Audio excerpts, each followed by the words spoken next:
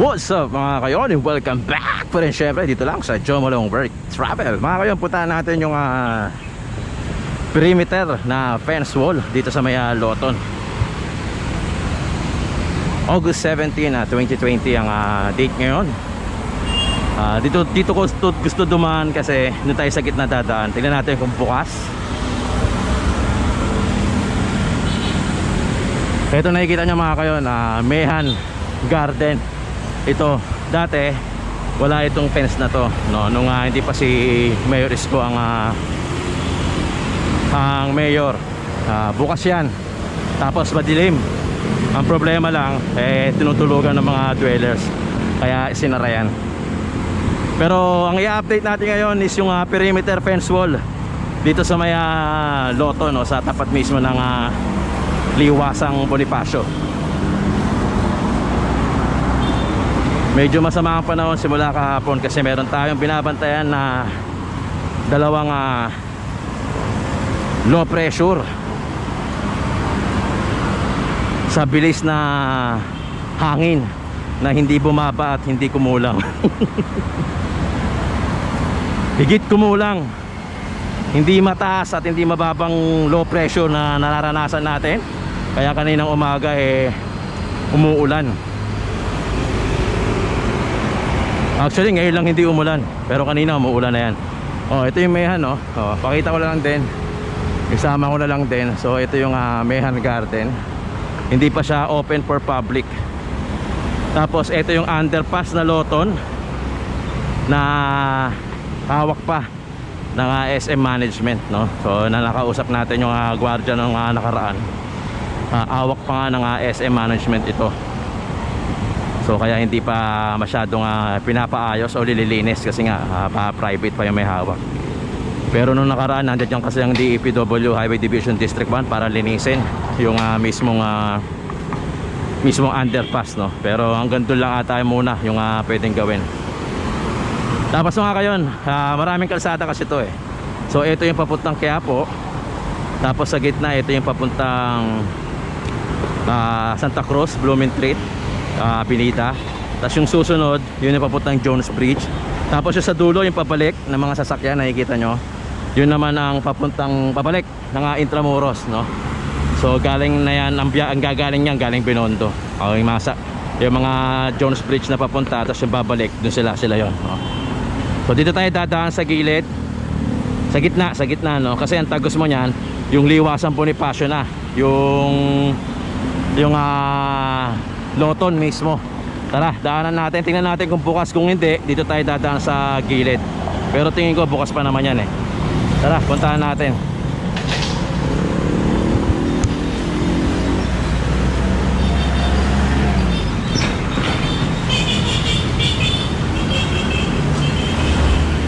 Nga pala mga kayon, dati kasi busy pa ito, no? Ito nga mismong pinakaibabaw, maraming tao dyan, busy pa. Kasi itong Loto na to, park and ride ito. So terminal ito ng bus na mga papuntang Batangas, mga ganong biyahe. Ayan na nakalagay, park and ride. Ayan, park and ride Loton, no? Kaso wala na dyan yung mga bus, parang nilipat na ata sa Cubao o sa kung saan terminal pa. So nilipat na.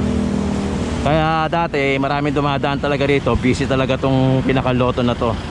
Kahit bago pa mag-pandemic, busy na yan. Pero ngayon medyo hindi na siya ganun ka-busy. Kasi nga kahit hindi pa pandemic, kasi nga nawala na yung park and ride dito na kung saan may mga bumabiyahe ng bus papuntang Batangas. Tara, lakad tayo dito sa gitna.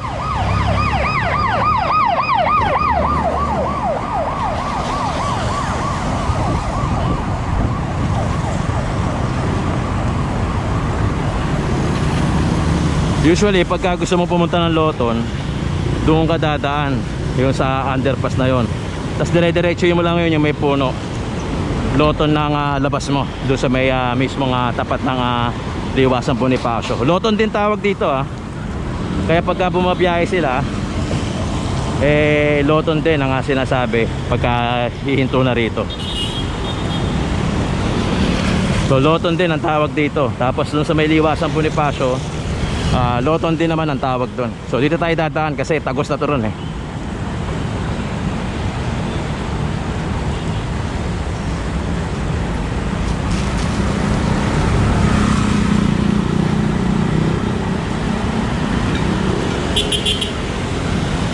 Ito yung papuntang Santa Cruz. Tapos Jones Bridge, Santa Cruz, Quiapo. Tapos sa kabila yung pabalik. Dito mga kayon may tatayo rin, no? Halaman din yan, fence wall din yan. I think sarado na ata rito eh. Bukas pa, bukas pa. Shit, sarado na. Pero explain ko na din. Mga kayon, dito dati daanan to ng mga estudyante. Tapos yun na yung Loto, no? Yung kabila. Problema lang, nilagyan na ng gate dito. Dati ano to mga kayon, open to. Sa bahana, so may mga tambak na ng mga parol. Ayun lang, sarado. So doon tayo dadaan sa Quiapo.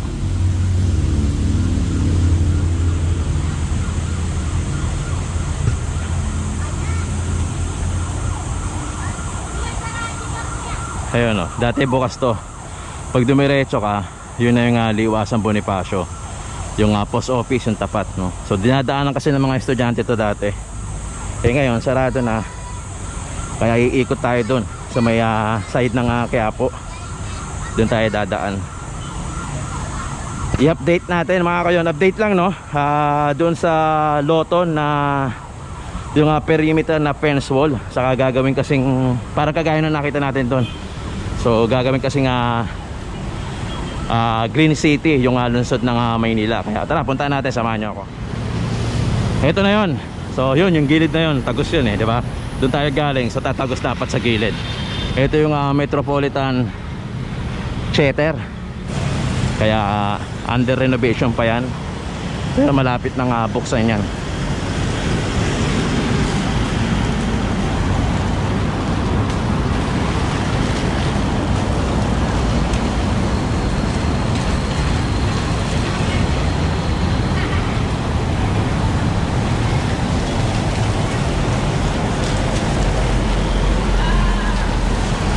Vulcanizing din, no? Patay. Huli ka. Mga kaya simula tayo rito kasi ito yung pinakagilid. So nilagyan na ng halaman dito. Dati wala ito. Ngayon meron ng halaman. Parang kagaya din to nung sa underpass sa may Padre Burgos, sa may gilid ng City Hall, Manila City Hall. Ito yung sinasabi ko. So plant box. So may halaman din dyan. Tapos mayroong mga poste na bricks. Tapos hindi ko sure kung lalagyan ng ilaw sa ibabaw. So dito tayo sa gilid. So simula dito yan ha. Ito yung Metropolitan. So meron na rito. Ito yung perimeter wall na kung tawagin.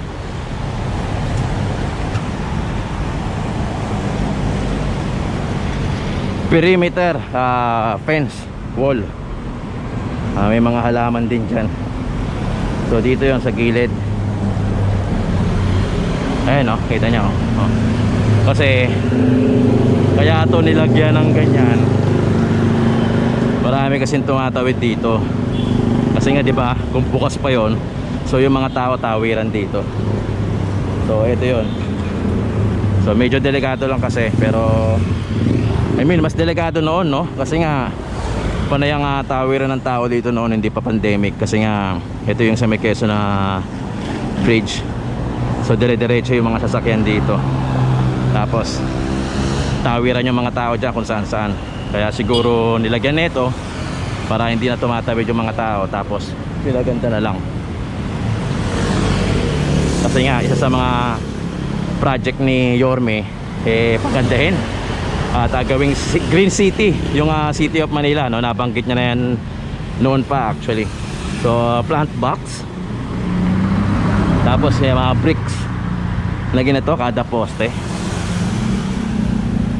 Ito yung tinatawid ako kasi. Kaya medyo so tawid ng tawiran yung mga tao dito. noon, no? Kasi nga bukas to eh, imagine bukas na bukas to. So ito dati may biyahe dito ng bus, ordinary, papuntang Skyway Alabang. So yan yung daan nila dyan. Tapos dito maraming pasahero naghihintay dyan kasi merong, kung matatandaan nyo, Tamaraw FX, biyaheng Las Piñas, South Mall. O yun, dito yun, mga nakapila dyan. Tamaraw FX pa ang uso nun. Mga kayo, sinasabi ako kayo lang, kinikwento ko lang yung history ng Loton o nung tapat mismo ng Liwasan Bonifacio. Noon wala ito, so tawiran yung mga tao. As in, dito tawiran doon kasi nga bus terminal dito ng Skyway Alabang, yung mga ordinary, yung mga biyaheng langit. Yung pagka tumakbo kala mo langit talaga ang biyahe nyo. Tapos dito Tamaraw FX papuntang hindi pala Las Piñas ang biyahe mga kayon. Tamaraw FX ang biyahe, Sukat, Parañaque. May makikita, may mga nakapila dyan na tao, saka mga Tamaraw FX pa uso nun. Papuntang Sukat yun, Sukat, Parañaque. Tapos may mga dumadaan dyan na bus, yung Bensan at saka TAS Transit. Yun naman yung biyaheng Las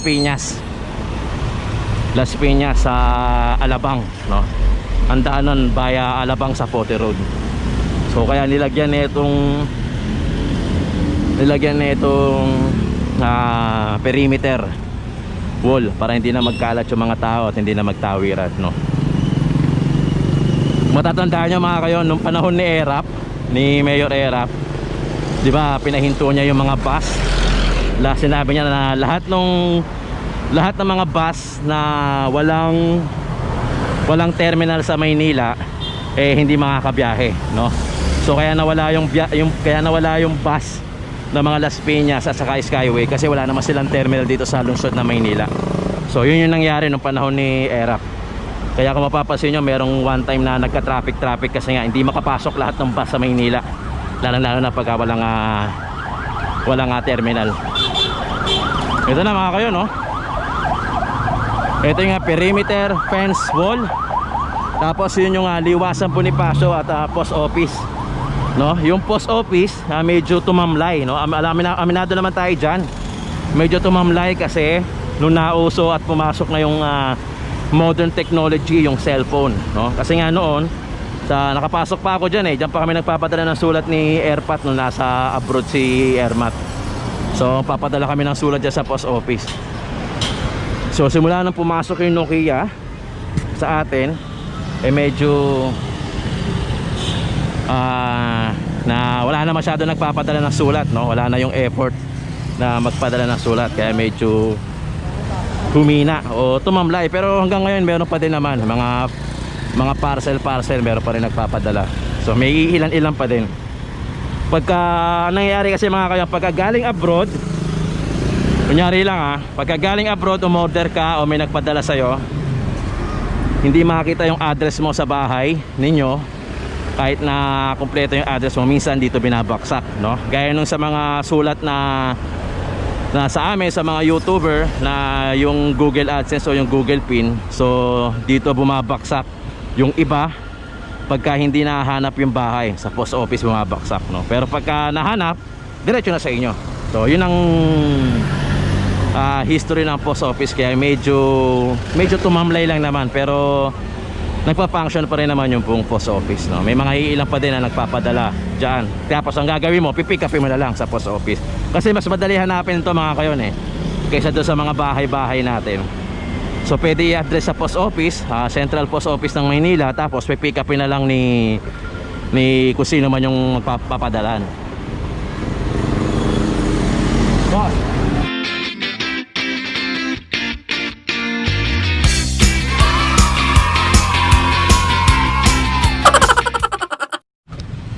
Yun mga kayon, so yun yung istorya nung ng post office, no. So hindi naman totally talaga nawala ang post office natin. So siguro nalimitahan lang kasi noon dito bumabaksak lahat ng sulat, no. Hindi pa uso ang cellphone, hindi pa uso ang Viber, Facebook, Friendster, Multiply. May Yahoo na rin ata noon pero hindi ako sure. Pero hindi pa simula nung wala pa mga cellphone, dito bumabaksak lahat ng sulat natin. Dito rin natin pinapadala yung sulat natin sa mga magulang natin abroad na nagpapakahirap sa abroad. So dito bumabaksak sa post office, tapos pipick upin ng mga kartero natin dito sa Pilipinas, at ipapadala ng mga kartero natin sa kanya-kanyang mga bahay. So meron silang designated na assignment, no? So at lugar, no? So yun ang istorya ng post office. So hindi naman siya nawala.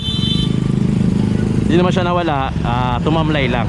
So nakapasok tayo dito mga kayon, dito sa may Loton. So dito tumatawid yung mga tao, mga estudyante, karamihan papuntang Park and Ride, papuntang City Hall. So may daan kasi rito, lakad lang, walking distance. Ngayon sinara ito, nilagyan ng perimeter na fence wall para totally sarado na. So ito, kung magtatanong kayo kung ano nangyari dito,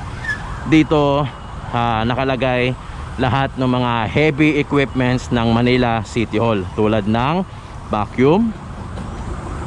So andyan dyan lahat, vacuum. Ito yung ginagamit pagka declogging, di ba? Yung na-cover natin. So vacuum, yung mga malalaking truck andi dito. Under ito ni boss Cariaga, no? So ayan, no, yung sorry, hindi ko alam kung anong tawag diyan, pero basta lahat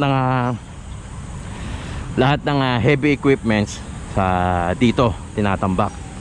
So ito yung naging sistema na hanggang ngayon, no? So kasi dati lalakad tapos dito dadaan. So tas tagos mo yan, Loton na, yung may park and ride, yung pinanggalingan natin kanina. So yun, kaya tinayuan ng perimeter wall para hindi na magtawiran yung tao. Kasi mga kayon, yung ilalim, yung labas na yan, wala naman kasing stoplight dyan. So imagine yung mga sasakyan na nanggaling ng Quezon Bridge, syempre pababa yun, no? So dire-diretso yan dyan. Walang stoplight dito mga kayon eh. Kaya medyo delikado rin.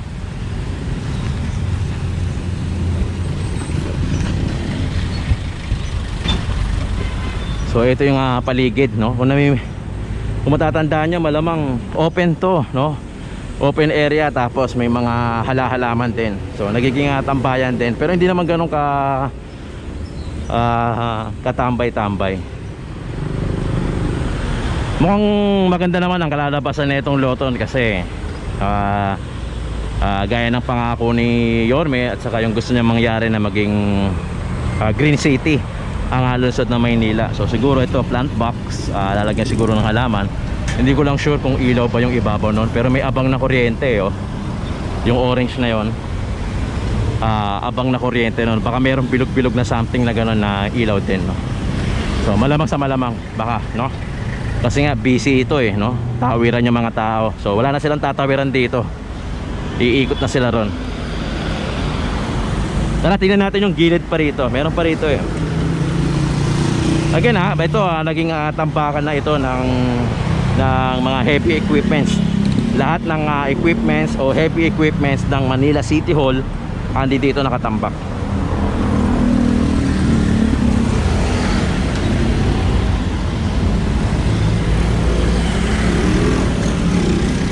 Dito ka rin kasi ako sumasakay noon nung papuntang Las Piñas. Natira din ako ng Las Piñas. Tapos mga kayon, pagka okay na yung ating pandemic, dito usually yung daan na to, ito pang lahat ng private, no? Yung sa kabila jeep, saka bus, no? So wag kang papasok sa kabila pagka naka private car ka, kasi sigurado huhulihin ka. So lahat ng private, left screen.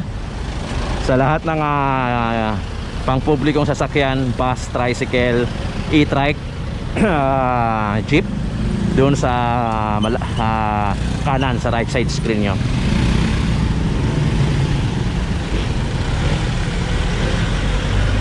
Dito lang ako dumadaan. Ito yung tinutuntungan ko eh, para kahit paano hindi tayo mahagip dito. Ito yung perimeter fence wall dito sa may Loton. At the same time sinabi ko na rin yung istorya kung bakit.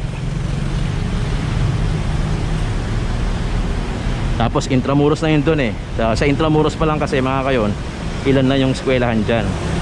Kaya itong Loton napupuno to ng estudyante. So ilan ba yung eskwelahan sa Intramuros? Andyan ang PLM, Pamantasan Lungsod ng Maynila, Mapua, andyan dyan din. San Juan Letran, andyan dyan din, no? Andyan dyan din sa loob mismo ng Intramuros. Manila Bulletin, andyan dyan din. Kaya talagang itong buong loto na to napupuno yan ng tao kasi ng mga estudyante, kasi dyan sila sumasakay.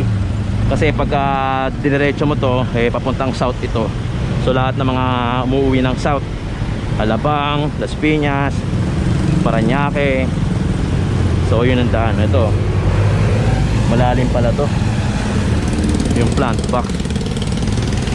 O ito yung perimeter fence wall, maganda. Actually magandang idea siya. Wala sa tagal ko nandito sa Maynila, siguro iilan pa lang yung nakita ko naman na aksidente dyan na kasi tumawid. Bihira ko naman makita ng gano'n na may mapalitaan. Pero syempre prevention, wag na lang tawiran. Pero libre helmet.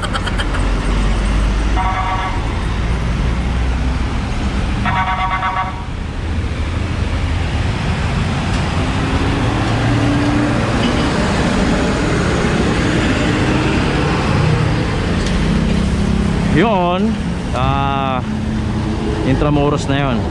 So may pasukan doon, ipipahintay Intramuros. Tapos Manila City Hall, andyan dyan. Ito yung mga bricks, oh. Mga kayo, naka-short lang kasi ako kasi umuulan kanina akala ko magtutuloy-tuloy magpapabasa na sana ako sa ulan. Biglang gumanda yung panahon.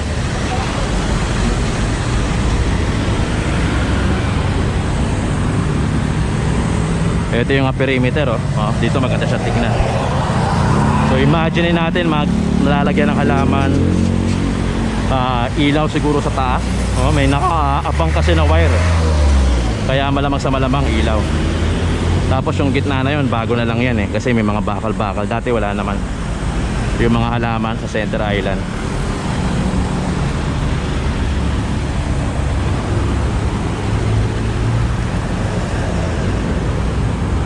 May classmate ako dito nagtatrabaho sa Holy Child.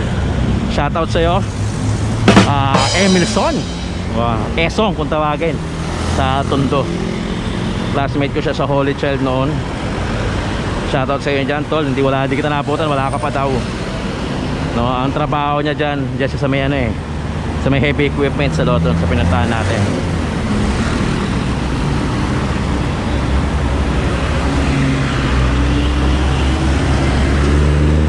Okay mga kayo, naikot na natin yung kabilang side.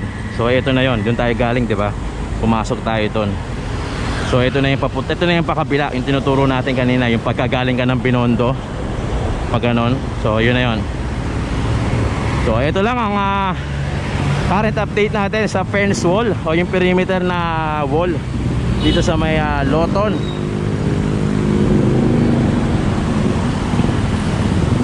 Actually hindi pa siya tapos, medyo matagal-tagal pa rin to. Pero simula ngayon mga kayon, linggo-linggo na tayo mag-update doon sa mga lugar na proyekto ng ating Yorme. Abang-abangan nyo na lang at lalabas yan dito sa channel natin, maliban pa yung sa clearing operation natin. Shoutout muna tayo. May mga ilan tayo nagpapa-shoutout. Siyempre Lourdes Gonzales, Lourdes San Jose, at si Sir Bong. Shoutout sa inyo dyan sa abroad. Sana wag kayong magsasawa sa Jomalong Work Travel. Siyempre Sir John Carillo Estan, lagi ito nanonood sa Jomalong Work Travel. Shoutout sa'yo. Maria Luisa Abansena, shoutout sa Italy. Uy, ingat po kayo dyan. Charlene Makulit, nasa Italy rin. Shoutout sa'yo, Ma'am Cha. Chat tayo ulit. Corazon Santayana, at lagi nanonood sa atin. Maraming salamat. Tony Martinez, maraming salamat din sa lagi pagko-comment at sa laging pag-a-analyze ng mga nangyayari sa mga clearing operation. Sophia the First, shoutout sa anak niya na si Sophia Scarlett. Ang ganda naman ng pangalan na yon. Nestor Nugpo, shoutout sa inyo dyan. Stay safe lagi. Alejandro Sangilan, ingat po kayo dyan. At may masabi niya kasi ano eh, para daw boses ko si Michael P pagka mabilis na nagsasalita. Thank you, thank you, thank you. Renz Ju, shoutout sa inyo dyan. Yun na. Boss, ito halaman, no? Okay, halaman nilalagay. Sa plant box na yan.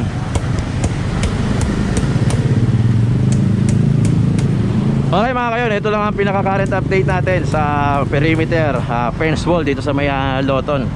Maraming salamat sa inyo. Shoutout doon sa mga lagi nanonood sa atin. Thank you so much. Maraming salamat sa tiwala ninyo sa Jomolong Work Travel.